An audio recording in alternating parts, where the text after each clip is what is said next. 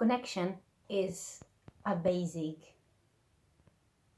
being need. I was about to say human being, but it's a being need.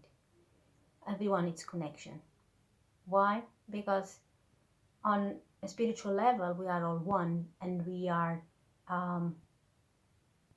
splitted and fragmented into different beings, whether we are humans, animals, plants, minerals, and other types of beings, solar systems, plants, other species, many things.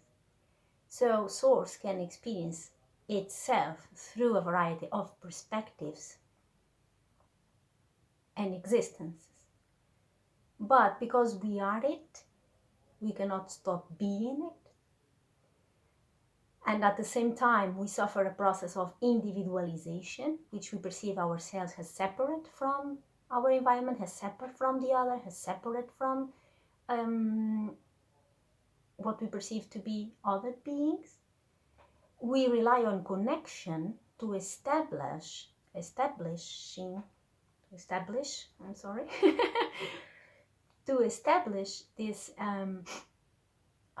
exchange of awareness by exchanging this energy we receive from others, and we develop what it's called a sense of belonging that, as everyone knows, it's a basic human need, right? But this is the reason why. Some may argue, yeah, but then you need a connection to yourself. I definitely go with that, because if you don't have connection to yourself, to who you really are, to your sense of self, you will not be able to connect. Why? Because you don't have a person, a perspective to connect from. If you are not being yourself, you cannot connect with someone else, because there is, it's at least two. So if this doesn't exist, in psychological terms, this can mean that you have a lack sense of self, due to development issues or trauma or whatever. You will find it hard to have genuine connections, because you are not being authentic. Okay? Connection is established by, I know who I am, I see who you are, I respect you, I love you. We can have a connection between us, an interaction between us that is mutual beneficial for both of us, and at large can benefit the environment, can benefit those around us. Okay? And we can connect with animals, we can connect with plants, we can connect with our multidimensionality, with our higher self and spiritual beings. Okay? What is that connection? Is like, I am aware of your existence, and there is an exchange of energies, that it's positive, that it's mutual beneficial. This is not the same as bond. People who are traumatized, people who not love themselves, people who live out of alignment with their own truth, people who are disconnected from who they are, who are disconnected from the source of energy, of this connection to their multidimensionality, they cannot connect, because they live from a place of disconnection. But we are social beings, so we still need others to meet our needs. Even if it is on a physical level, no one survives alone. There is no one that can do everything. You build the house, you produce the food, and you meet all your needs. Even if you isolate yourself somewhere, you need the resources. Then you have other problems that we have in the cave times, right? Like the predators and so on. So everyone needs others, third parties, to provide for them. So in this sense, if people cannot connect, they will develop bonds, which means temporarily or artificially, you give me a benefit and I exchange that for another benefit. Okay? As far as my experience, I understand there is 3 types of bonds. The trauma bond, it's the triangulation, bonding through triangulation, and bonding through manipulation. These are techniques that people who suffer trauma and has a biased perspective of what love is use to rely on others, to exchange favors, to meet their needs, or to then get their needs met. Okay? In these 3 types, what happens is there is not a really care, a really interest in taking care of the other being. It's just temporarily, and it is just as long has that benefits me. When the benefits it's off, I'm not here for you. So it's not true connection, because there is no love. There is not like, I take you as part of me and I will be responsible for my actions, in the sense of I will take care of you, and if I hurt you I will try to make amends, and if something comes along I will try to help and be there for you, and we do the same, right? And this can develop a sense of belonging, because you belong to that person. Like, we are connected, we can exchange energy that is mutual beneficial for both parts, or even in groups, families, or then in groups like societies, right? Like a country takes care of itself different from the other. So because there are common needs, being met by that government, by that, or even a town, right? Then we group people in like families, schools, municipalities, regions, and it goes forward, right? So whatever it is, there is something in common there that then people create an identity to, and then they feel they belong to, right? And there is this connection. The trauma bond is one very tricky. Why? Because it was wired in your brain that is what love feels like in your nervous system, in your body. Your emotions are regulated based on that definition. The way you see the world is, projected through those core beliefs, and how you feel that sensation of safety or coziness is a translation of the same type of behaviors and treatment that your parents gave to you. So it can be very tricky, because if you are not aware, you will then develop friendships, but especially in romantic relationships. Why? Because they are the closest ones, right? The one that you get more intimate with, more open, more vulnerable, that are very similar, carrying the same patterns that you had when you were a child. And you will feel, oh my God, I love so much, I'm so in love. No, you don't. That's trauma bond. Why not? Because that's not love, because you are not loving yourself. If you are not loving yourself, if there is not a self that is healthy and cared for, and that you can relate with in a healthy way, which means relationship with yourself, you cannot present that to others. If you don't present that to others, there is no connection, and vice versa. So it's a bond that is created by trauma, and the other person has a mirror, has a complement of that trauma. What I mean by this, it doesn't mean that that person suffered exactly the same trauma as you, or alternatively, if they did, the response when they split took it to the other extreme. Example, I use this very much because, it's very common and I suffered a lot, is parents who are abusive or neglective, and we have 2 children. And one learns, my needs are not being met unless I please the parents. I need to do everything because my parents will meet my needs if I behave good, if I mold my behavior to what they want. And then the other child goes, in this place no one is taking care of me. I don't have a safe place to exist. I need to make others meet my needs. You understand? Here, what you call the codependent, the golden child, it's manipulated in a way that it's behaving pleasantly, and it's behaving in a way that it's like, if others see my behavior as they want, then my needs will be met. That's why we are obedient, we sacrifice ourselves, we don't value our own perception of self, we need to give up our authenticity so we can please others, right? The narcissist is also manipulating in the same way, but it's like, I don't believe that anyone here will meet my needs, no matter what, so I need to make them, I need to force them to meet my needs.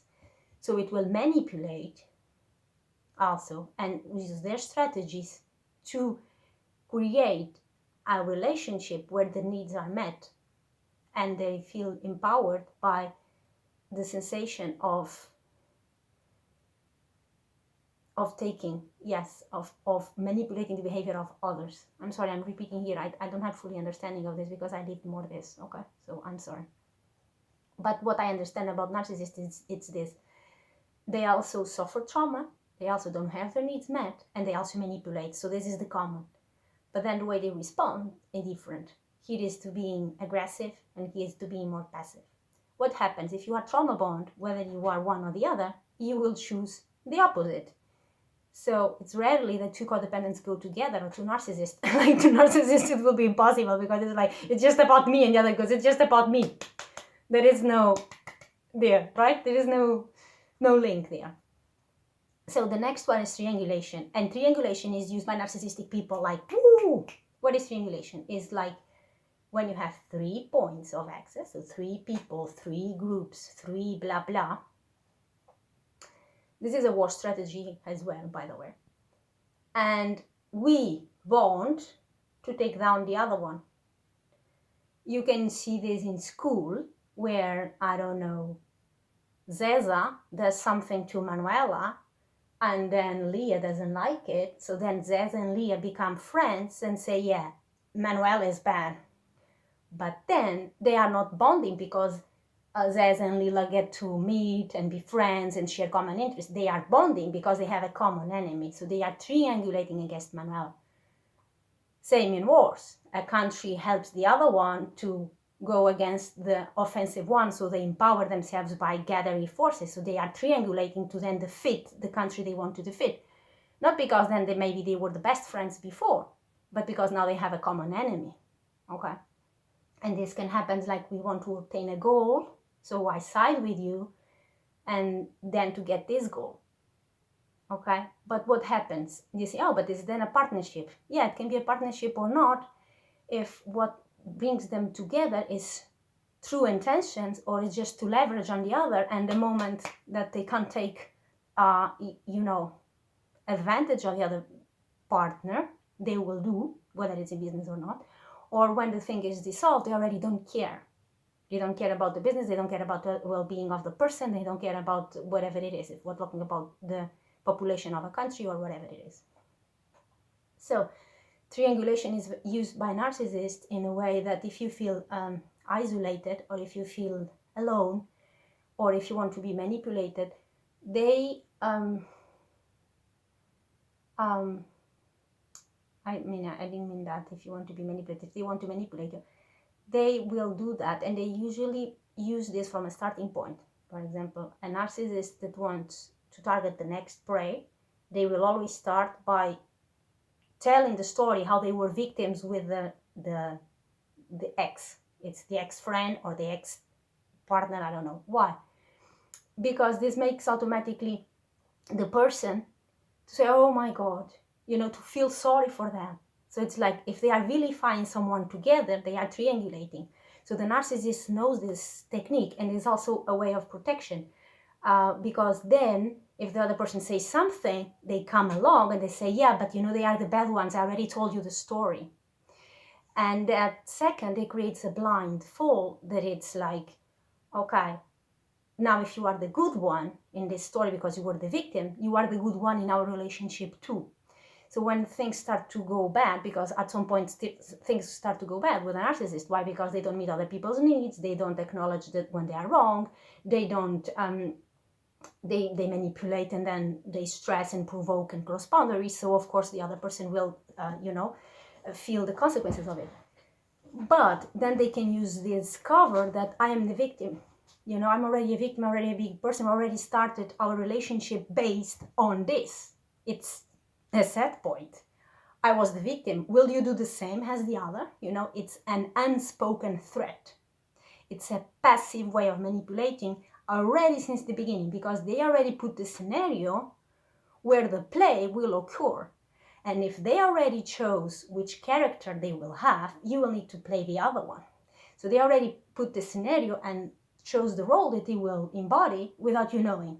And you just enter the play and everything is already set up, So when things go too bad, it's like, but I'm, for example, emotionally manipulated, but I'm so hurt. But now you make me think of the other one. Yeah, you're just doing the same.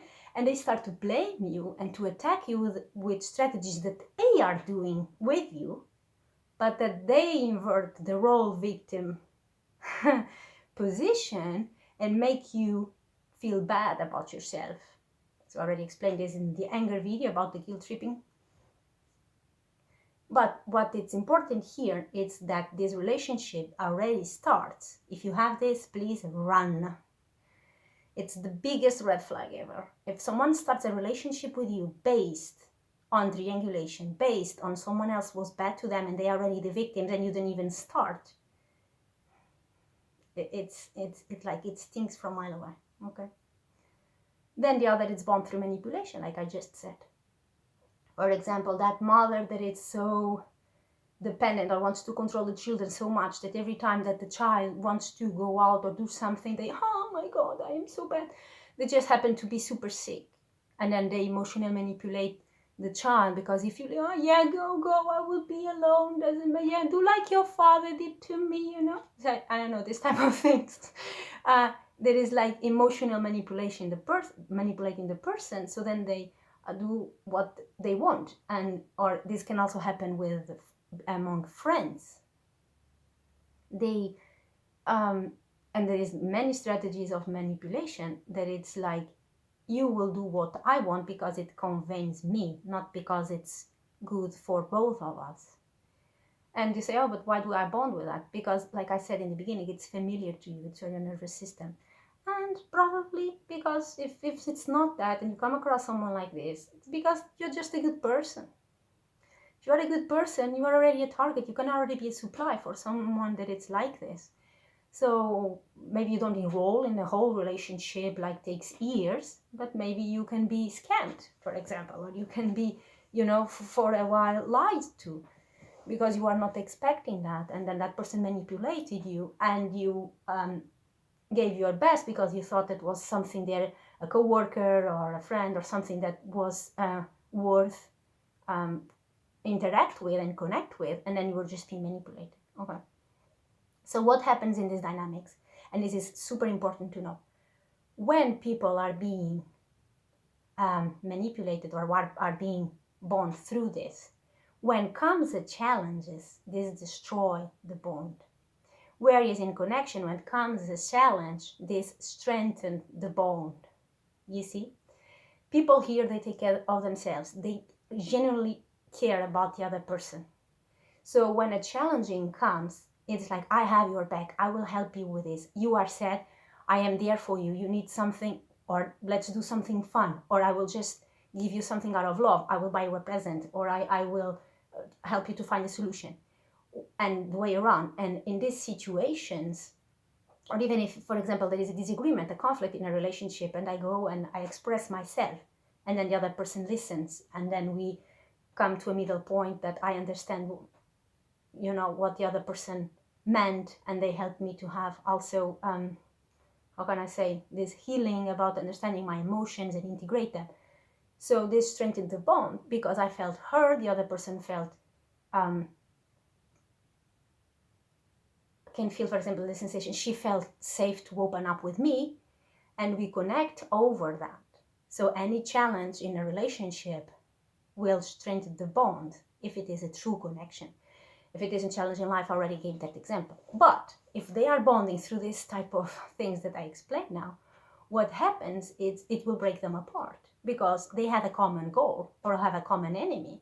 If that it's not on the table and it's like, now I have my needs to take care of, I will not care about you.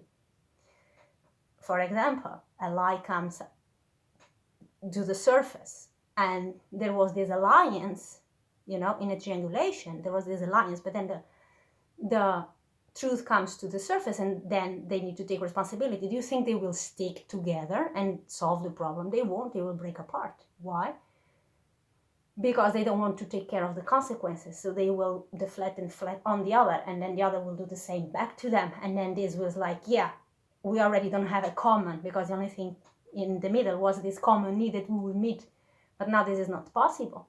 And I don't care about you since the beginning. You don't care about me. So they just break apart because the pressure of life, if it is a weak link, the pressure of life breaks apart. If it is a strong, the pressure of life puts together. It's even in chemistry happens like this, in physical material world happens like this. It's the same principle. With people is the same. So if you are in this type of situations and you don't know, okay, do I connect with this person or is it just a bond? Like, analyze your life, analyze what type of behaviors and responses this person has when you have a problem. I learned a lot about that, and yeah, it made me stronger. Now I even can do these videos and teach other people about it. But it's like, when you rely on others to take care of you as you took care of them and they don't, then you have a wake-up call. But in your case, if you want to in that stage and listen to this video, maybe you can start already to take notes and understand when there is this triangulation or trauma bond or manipulation techniques being played that you think they are connection and they are not, and then when pressure comes they will fail you. So you mind to, it will be beneficial for you to mind that now and be aware of that now. Also, to understand if you are one of these, it's like, look back to your childhood and your I'm sorry, I'm not as good at talking English as the other alters, so sometimes goes like this, and see the patterns of how it was the dynamics before with boyfriends, with your parents, how it was a relationship between your parents, regardless of you with them, how it was between them. You see, because this was your love language, what you learned, how love is. And if you didn't do any healing, and you know there is something, even if you are not fully aware, that you know there is already something that was an unhealthy dynamic, you know, when you have these households that is already problematic, then do the work and analyze your relationships, because they will just be a mirror of your childhood until you become aware and you heal. Okay, this is what I want to say. So be kind to yourself today.